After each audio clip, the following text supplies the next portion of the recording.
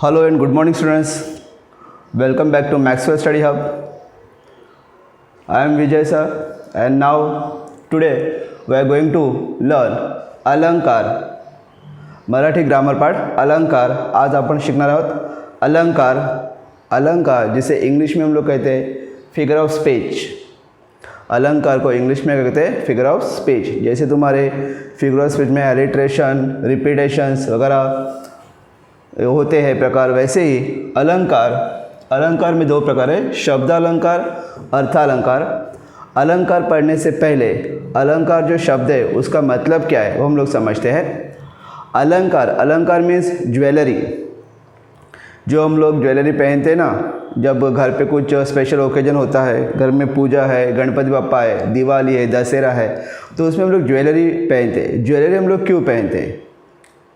ज़्यादातर जो औरतें होती है घर में उनके पास ज्वेलरी ज़्यादा होती है. ओके, तो ये जो ज्वेलरी है, ज्वेलरी हम लोग क्यों पहनते हैं?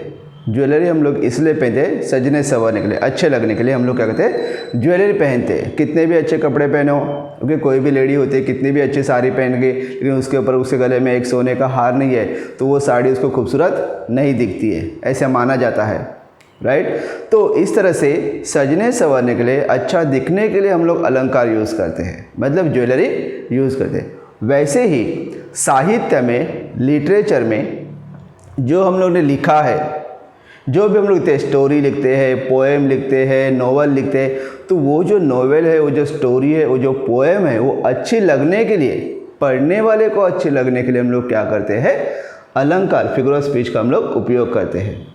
ये जो ग्रामर, इस ग्रामर का हम लोग क्या करते हैं उसमें उपयोग करते हैं ताकि पढ़ने वाले को, तो उससे हम लोग कुछ इंसिडेंट है, कुछ चीज़ें हैं, उसको हम लोग एज इट इज़ नहीं लिखते, उसको किसी और का नाम देकर, किसी और की उपमा देकर, किसी और का नाम देकर हम लोग क्या करते हैं उसको एक्सप्लेन करते हैं ताकि वो पढ़ने वाले को और इंटरेस्टिंग लगे.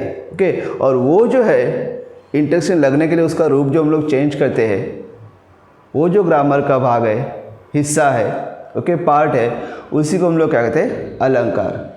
समझ में? तो अलंकार मतलब क्या? ज्वेलरी. जैसे सजने संवरने के लिए ज्वेलरी का उपयोग होता है, वैसे ही यहाँ पे जो हमारा साहित्य है, उस साहित्य को सजाने के लिए, उस साहित्य को सजाने के लिए हम लोग व्याकरण के एक हिस्से का, व्याकरण के एक पार्ट का हम लोग उपयोग करते हैं और उससे हम लोग क्या कहते हैं अलंकार. ओके, तो अलंकार के दो प्रकार है. एक है शब्दालंकार जिसमें शब्दों का खेल होता है, और अर्थालंकार जिसमें अर्थ से चेंजेस होते हैं, बदलाव होते हैं. क्या होता है? अर्थ से चमत्कार होते हैं. यहाँ पे क्या होता है? शब्द से चमत्कार होते हैं. तो यहाँ पे क्या होता है? अर्थ से हम लोग क्या कहते हैं उसको डेकोरेट करते हैं. एज ए 9th स्टैंडर्ड इस साल में उपमा और उत्प्रेक्षा, अर्थालंकार में उपमा और उत्प्रेक्षा, ये जो दो अलंकार है, दो ही अलंकार को हमें क्या करना है? स्टडी करना है.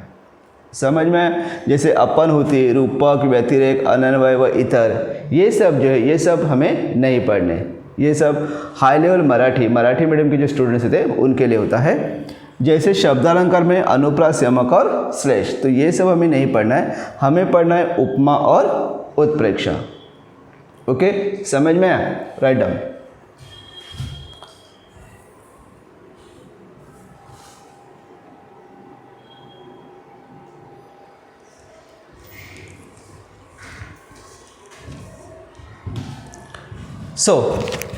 अलंकार स्टार्ट करने से पहले उपमा और उत्प्रेक्षा, ये दो अलंकार है, उस अलंकार को स्टार्ट करने से पहले, उसे शुरू करने से पहले अलंकार से रिलेटेड जुड़े हुए कुछ कंसेप्ट है, उस कंसेप्ट को हम लोग देखते हैं.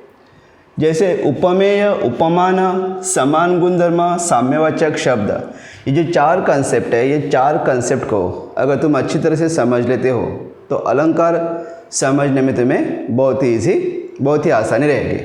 ओके, सो उपमेय अलंकार में उपमेय होता है, और उपमेय, उपमान, समान गुणधर्म, साम्यवाचक शब्द, ये सिर्फ शब्द अलंकार में होता है, सॉरी अर्थ अलंकार में होता है. शब्द अलंकार में उपमेय, उपमान नहीं होता. ओके, उपमेय मतलब क्या? ज्याची तुलना करायची. ज्याची तुलना करायची है, मतलब जिसको कंपेयर करना है. क्या करना है? जिसको कंपेयर करना है, उसे हम लोग क्या कहते हैं? उपमेय. क्या कहते हैं? उपमेय. उपमान मतलब ज्याच्याशी तुलना करायची आहे. कंपॅरिझन विथ, किसके साथ तुलना करनी है, किसके साथ उसको कंपेयर करना है. समान गुणधर्म, सारखेपना, कंपेयर क्यों करना है, दोनों में इक्वालिटी क्या है, कौन सी क्वालिटी इक्वल है, कौन सी प्रॉपर्टी, कौन सी क्वालिटी इक्वल है, जिसकी वजह से दोनों में कंपैरिजन होता है, दैट इज समान गुणधर्म. नेक्स्ट है साम्यवाचक शब्द, सारखेपणा दाखवणारा शब्द. Word which show equality, equality बताने के लिए, जैसे सारखा, प्रमाणे एटसेट्रा, ये जो वर्ड्स होते हैं उसे हम लोग कहते हैं साम्यवाचक शब्द. Word which show equality. समझ में आया? ओके. वापस उपमेय ज्याची तुलना करायची आहे, हुज कंपॅरिझन. उपमान ज्याच्याशी तुलना करायची आहे, कंपॅरिझन विथ. समान गुणधर्म, सारखेपणा, इक्वालिटी ऑफ क्वालिटी. साम्यवाचक शब्द, सारखेपणा दाखवणारा शब्द. Word which show equality. Okay. For example, एक एक्झाम्पल यहाँ पे दिया है, प्रियाचे अक्षर मोत्यासारखे आहे. क्या होता है यहाँ पे? प्रियाचे अक्षर मोत्यासारखे आहे. इसका मतलब है प्रिया जो है, प्रिया की हैंड राइटिंग, अक्षर मतलब हैंड राइटिंग, मोत्यासारखे, मोती जैसी है. मतलब उसकी हैंड राइटिंग अच्छी है कि बुरी है? मोती कैसे होते हैं, दिखने में अच्छे होते हैं ना. मतलब प्रिया की हैंड राइटिंग भी क्या है, अच्छी है. तो उसकी हैंड राइटिंग इतनी खूबसूरत है, इतनी खूबसूरत है, सो ब्यूटीफुल. सो उसको हम लोगों ने किसके साथ कंपेयर किया है? मोती के साथ. मतलब मोती जैसे होते हैं ना, वैसे क्या है, प्रिया की हैंड राइटिंग है. अब इसमें देखो उपमेय क्या है? अक्षर, क्योंकि प्रियाचे अक्षर, प्रियाचे अक्षर, किसको कंपेयर किया है? अक्षर को. इसलिए उपमेय क्या है? अक्षर. Whose comparison? अक्षर. उसके बाद उपमान, कंपैरिजन विथ, किसके साथ उसको कंपेयर किया है? मोती के साथ. देखो उसकी हैंडराइटिंग इतनी अच्छी है, इतनी अच्छी है कि उसको मोती के साथ कंपेयर किया है. समझ में ना? जैसे तुम लोग टूथपेस्ट के ऐड देखते हो, टूथपेस्ट के ऐड में ना दांत जैसे चमके, मोती जैसे चमके.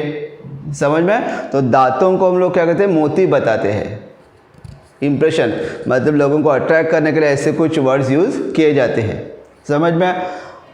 सो उपमेय अक्षर, उपमान मोती, क्योंकि अक्षर को मोती के साथ कंपेयर किया है. समान गुणधर्म क्या है? दोनों में इक्वल सी प्रॉपर्टी क्या है, क्वालिटी क्या है, कि सुंदर है. मोती सुंदर है, वैसे हैंडराइटिंग भी सुंदर है. तो समान गुणधर्म है सुंदरता. समझ में? उसके बाद साम्यवाचक शब्द, अब ये बताने के लिए कौन सा वर्ड यूज़ किया है? मोत्यासारखे. समझ में? मोत्यासारखे. देखो उपमेय, उपमान और साम्यवाचक शब्द तुम्हें इसमें ही मिलेगा है. समान गुणधर्म जो है तुम्हें गेस करना होता है कि दोनों में से क्या क्वालिटी है जिसकी वजह से इसको कंपेयर किया है. सो साम्यवाचक शब्द होता है सारखे. तो ये जो चार कंसेप्ट है, चार कंसेप्ट समझ में आए? ये चार कंसेप्ट अगर तुम लोग अच्छी तरह से पढ़ लेते हो, अच्छी तरह से समझ लोगे, तो अलंकार जो है, अलंकार समझ में तुम लोग को बहुत ही आसानी रहेगी. ओके.